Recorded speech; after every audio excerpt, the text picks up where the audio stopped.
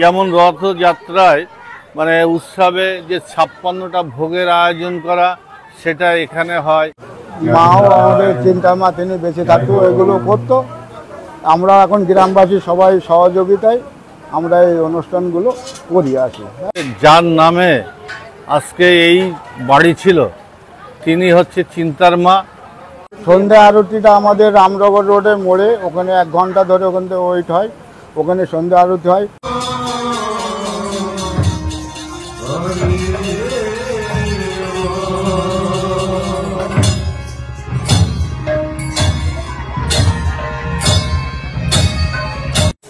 নমস্কার, আমার নাম উত্তম ঘোষ, 2 নম্বর ওয়ার্ড।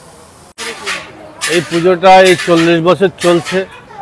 এই পুজোর ইতিহাস হচ্ছে যার নামে আজকে এই বাড়ি ছিল তিনি হচ্ছে চিন্তার মা।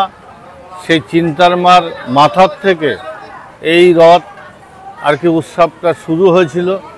তিনি গত হয়েছেন এবং তার নাম অনুসারে এই রথ সময় প্রত্যেক বছরই এখানে অনুষ্ঠান হয়। মাও আমাদের চিন্তা মা তিনি বেঁচে থাকতো এগুলো করতো। আমরা এখন গ্রামবাসী সবাই সহযোগিতায় আমরা এই অনুষ্ঠানগুলো করি আসি। হ্যাঁ, আজকে 40 বছর পূর্ণ। এই 40 বছরে আমরা এই পা দিয়েছি।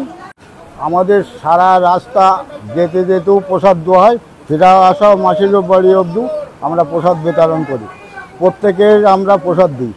আমরা 5-6 কড়া খিচুড়ি আমরা রথের সঙ্গে পাঠাই। এখানে তো এটা হয় খাওয়া দাওয়া, আর রথের সঙ্গে আরও অন্য অন্য প্রসাদ থাকে, সেসবগুলো আমরা বিতরণ করি। সন্ধ্যা আরতিটা আমাদের রামনগর রোডের মোড়ে, ওখানে 1 ঘন্টা ধরে ওখান থেকে ওয়েট হয়, ওখানে সন্ধ্যা আরতি হয়। সন্ধ্যা আরতি হয়ে আপনার 1 নম্বর গেট অবধি যাবে। 1 নম্বর গেটের থেকে ঘুরে এসে ওখান থেকে আমরা নিতাই দাসের এই অবধি যাই, হ্যাঁ, লজ অবধি। ওখান থেকে ঘুরে আমরা মাসির বাড়ি রথটা ঢুকিয়ে দিই, বুঝলেন তো। যেমন রথযাত্রায় মানে উৎসবে যে 56টা ভোগের আয়োজন করা সেটা এখানে হয়। যে জগন্নাথ দেবের স্নান যাত্রা সব কিছু এভরিথিং মানে কোনোটাই বাদ এখানে নেই। সব কিছু মানে পূর্ণ লগ্নে এবং যেটা আর কি পুরোহিতদের যে নির্দেশ সেই নির্দেশ অনুসারে এখানে প্রত্যেকটা কাজ হয়।